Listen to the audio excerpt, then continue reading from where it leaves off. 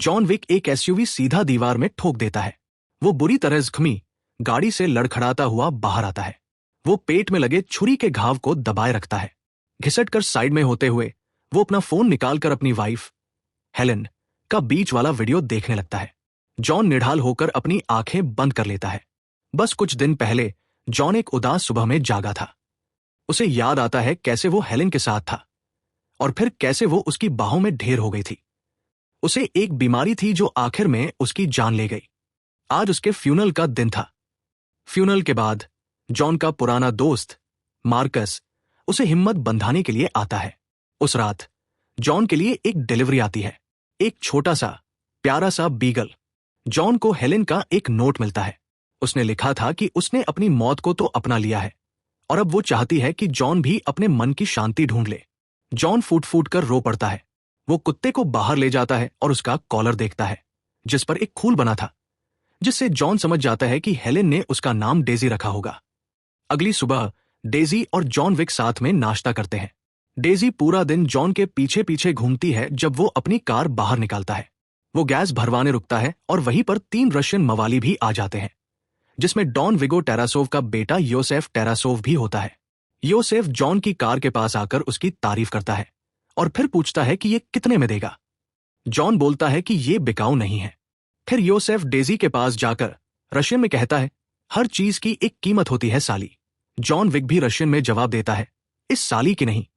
ये सुनकर योसेफ का पारा चढ़ जाता है। फिर जॉन तेजी से अपनी लड़खड़ाती गाड़ी भगा ले जाता है। जॉन सोने ही जा रहा होता है कि डेजी को बाहर जाना होता है।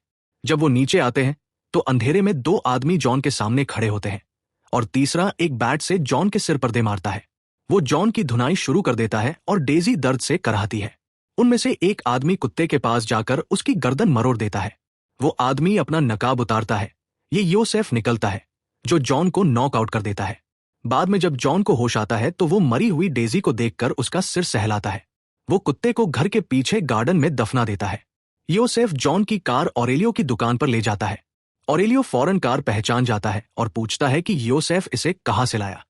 योसेफ डिंगे हाँकता है कि उसने कार किससे चुराई और उसके कुत्ते को भी मार डाला। ऑरेलियो उन्हें तुरंत दफा हो जाने को कहता है, पर योसेफ कहता है कि तू मेरा गुलाम है। ऑरेलियो योसेफ के मुंह पर एक जोरदार पंच चढ़ देता है। बाद में जॉन दुकान पर आता है और पूछता है क्या योसेफ आया था, और ऑरेलियो जॉन को उसका नाम बताकर कंफर्म करता है कि उसी ने उसकी कार चुराई और कुत्ते को मारा। और भी देर रात विगो ऑरेलियो को फोन करके पूछता है कि उसने योसेफ पर हाथ क्यों उठाया। ऑरेलियो कहता है क्योंकि उसने जॉन विक की कार चुराई और उसका कुत्ता मार डाला। विगो सिर्फ जवाब देता है, ओह। विगो किसी से अपने बेटे को लाने को कहता है। जॉन एक बड़ा हथौड़ा लेकर बेसमेंट में जाता है और फर्श तोड़ना शुरू कर देता है। वो बंदूकों, गोलियों और कुछ सोने के सिक्कों का एक छिपा हुआ जखीरा बाहर निकालता है। विगो अपने घर पर योसेफ से मिलकर मामले पर बात करता है। वो अपने बेटे को सबक सिखाने के लिए उसके पेट में 2 घूंसे मारता है, उसे याद दिलाते हुए कि उसने अभी अभी किससे पंगा लिया है। विगो योसेफ को बताता है कि जॉन कभी उसके लिए काम करता था जब तक वो हेलेन से नहीं मिला और ये सब छोड़ने का फैसला किया।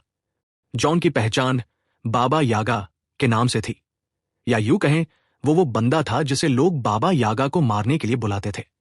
योसेफ कहता है कि वो जॉन विक को मारकर सब ठीक कर सकता है, लेकिन उसका बाप कहता है कि वो जॉन विक का कुछ नहीं बिगाड़ सकता और उसे छिप जाने को कहता है। विगो मामला निपटाने के लिए जॉन को फोन करता है, पर जॉन उसका फोन काट देता है। जॉन शावर लेता है और आगे होने वाले धमाके के लिए तैयार होता है। विगो नकाब पहने हत्यारों की एक टीम जॉन को उसके घर पर ही खत्म करने के लिए भेजता है, लेकिन जॉन उन पर भारी पड़ता है और उन सबको बड़ी आसानी से निपटा देता है। वो उन्हें गोलियों से भून देता है और आखिरी कुछ से लड़ने के बाद आखिरी वाले के दिल में छुरा घोंप देता है। जिमी नाम का एक पुलिस वाला शोर की शिकायत पर वहां पहुंचता है। वो लाशें देखकर भी कुछ नहीं करता। जॉन फिर लाशें ठिकाने लगाने के लिए एक क्लीनअप क्रू को फोन करता है। ये पहली बार नहीं है जब वो जॉन के लिए काम कर रहे हैं और वो जानते हैं कि ये आखिरी बार भी नहीं होगा। क्लीनअप क्रू खून के एक धब्बे और लाशों को साफ कर देती है। जॉन उन्हें इस काम के लिए एक सोने का सिक्का देता है। विगो अपने असिस्टेंट को हुक्म देता है कि दूसरों को जॉन विक को $20 लाख में मारने की सुपारी दी जाए। विगो मार्कस से मिलता है और उसे जॉन विक को मारने के लिए कहता है, एक नए कॉन्ट्रैक्ट के लिए जिसकी कीमत उसने $20 लाख रखी है। मार्कस मान जाता है। जॉन अपना काम करने के लिए एक होटल द कॉन्टिनेंटल में रुकने जाता है। वहां वो एक जानी पहचानी औरत को देखता है जिसका नाम परकिंस है। बाद में वो होटल में टहलता है। जॉन एक और पुराने दोस्त विंस्टन से मिलता है जो योसेफ को ढूंढ रहा है। विंस्टन जॉन को याद दिलाता है कि होटल के अंदर खून खराबा करना सख्त मना है। अगले सीन में जॉन विक को उस दिन योसेफ के साथ वाले दोनों बंदे मिल जाते हैं और उनसे योसेफ का पता पूछता है जो किसी क्लब में है। वो उन्हें भी निपटा देता है। जॉन उस क्लब स्पा में घुस जाता है जहां योसेफ और उसके दोस्त छिपे हैं। जैसे ही वो जॉन को देखते हैं वो एक के बाद एक उन पर गोलियां बरसाना शुरू कर देता है जबकि योसेफ भाग निकलता है। जॉन अपने रास्ते में आने वाले हर हत्यारे को मार डालता है, लेकिन योसेफ उसकी नजरों से ओझल हो जाता है क्योंकि वो सिर्फ एक तौलिए में अपनी कार से भाग जाता है। जॉन क्लब में बचे विगो के हर आदमी को खत्म कर देता है। योसेफ अपने एक आदमी विक्टर को फोन करता है, लेकिन जॉन उसे पहले ही मार चुका होता है। वो योसेफ से कहता है कि जितना दूर भाग सकता है भाग, और उसे डरा देता है। रात में मार्कस सड़क के पार वाली इमारत की छत पर चढ़कर जॉन के कमरे पर निशाना साधने के लिए अपनी राइफल तैयार करता है। आईने में उसे कोई अंदर आता हुआ दिखता है। वो जॉन को अलर्ट करने के लिए एक गोली चलाता है। वो परकिंस है। वो जॉन पर गोलियां चलानी शुरू कर देती है और जॉन बचने की कोशिश करता है। वो उसे बताती है कि विगो ने कॉन्ट्रैक्ट डबल कर दिया है अगर वो होटल के नियम तोड़ती है। वो आखिरकार परकिंस की गर्दन दबोच लेता है और रहम की पेशकश करता है अगर वो कोई काम की जानकारी दे। वो जॉन को बताती है कि विगो का बहुत सारा राज एक रशियन चर्च में है। फिर जॉन परकिंस को बेहोश करके उसे अपने साथी हैरी के हवाले कर देता है। जॉन उस चर्च में जाता है जहां विगो अपना काला धन और राज छुपाकर रखता है। चर्च में बाकी गुंडों को गोली मारने के बाद जॉन पादरी को मजबूर करता है कि वो उसे पैसे तक ले जाए। वो अपने रास्ते में आने वाले हर शख्स को मार डालता है और वहां की औरतों को डरा देता है। वो सब कुछ आग के हवाले कर देता है। हैरी परकिंस को एक कुर्सी से बांधकर रखता है, इस बात से बेखबर कि उसने बाहर निकलने के लिए अपना अंगूठा तोड़ लिया है। वो बाहर निकलती है और हैरी के मुंह पर तकिया रखकर उसे गोली मार देती है। विगो को आग की खबर मिलने से ठीक पहले ही वो जॉन की गोलियों की बौछार में फंस जाता है। हालांकि जॉन विगो के ज्यादातर आदमियों को मार गिराता है, पर वो तब बेहोश हो जाता है जब एक एसयूवी दूसरी से टकराती है और जॉन दूर जा गिरता है। विगो उसे पकड़ लेता है और पूछता है कि वो एक मामूली से बदले के लिए इस हद तक क्यों चला गया। जॉन उसे बताता है कि वो कुत्ता उसकी मरती हुई बीवी का तोहफा था और योसेफ ने उससे वो भी छीन लिया। विगो उसे अपने गुंडों के हवाले कर देता है ताकि वो उसे एक प्लास्टिक बैग से गला घोंटकर मार डाले, लेकिन मार्कस बगल की इमारत से सब देख रहा होता है और वो एक हत्यारे के सिर में गोली मारता है ताकि जॉन दूसरे को निपटा सके। जॉन अपनी गन उठाकर विगो की भागती हुई कार पर गोली चलाता है, जिससे सिर्फ विगो ही जिंदा बचता है। विगो को मजबूरन बताना पड़ता है कि योसेफ ब्रुकलिन के एक सेफ हाउस में छिपा है। सेफ हाउस के रखवाली हथियारबंद गार्ड कर रहे हैं, पर कोई भी जॉन को रोक नहीं पाता। वो एक एक करके स्नाइपर गन से और फिर इमारत में घुसकर सबको मार गिराता है। योसेफ एक बार फिर भागने की फिराक में होता है, लेकिन जॉन उसे धर दबोचता है और उसका काम तमाम कर देता है।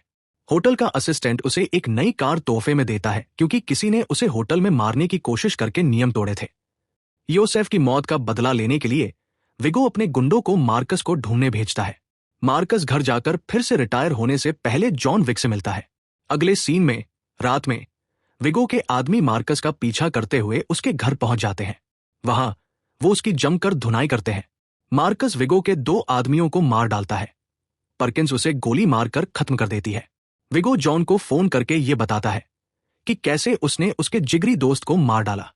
जॉन मार्कस के घर जाता है और उसे मार्कस की लाश मिलती है। इस बीच परकिंस को विंस्टन की अगुवाई में 4 आदमी घेर लेते हैं, जो उसे बताते हैं कि उसने कॉन्टिनेंटल के नियम तोड़े हैं। चारों आदमी उसे मौत के घाट उतार देते हैं। विंस्टन विगो के ठिकाने की खबर देता है क्योंकि उसने भी होटल कॉन्टिनेंटल में जॉन को मारने के लिए परकिंस को भेजकर नियम तोड़े थे। जॉन विगो का काम तमाम करने निकल पड़ता है। वो देखता है कि विलेन हेलीकॉप्टर की तरफ जा रहे हैं और अपनी कार से उनमें टक्कर मारने की कोशिश करता है। विगो अपने असिस्टेंट को बाहर जाकर जॉन को मारने भेजता है, लेकिन जॉन उसे अपनी कार से कुचल देता है। विगो जॉन की कार को खाई में धकेलने की कोशिश करता है, पर जॉन सही सलामत बाहर निकल आता है। फिर दोनों के बीच बारिश में जबरदस्त हाथापाई होती है। विगो जॉन को चाकू मारने की कोशिश करता है, लेकिन जॉन चाकू को खुद में घुसाकर उसे छीन लेता है और विगो की गर्दन में घोंप देता है। वो उसे वहीं मरने के लिए छोड़ देता है। हम पहले सीन पर वापस आते हैं, जहां जॉन का अभी भी खून बह रहा है। हेलेन का वीडियो देखने के बाद उसे हिम्मत मिलती है और वो आगे बढ़ता है। वो एक डॉग शेल्टर में जाकर अपने ज़ुबान पर पट्टी करता है। फिर वो अपने साथ एक कुत्ता ले लेता है और दोनों साथ में घर चले जाते हैं। Please like and subscribe.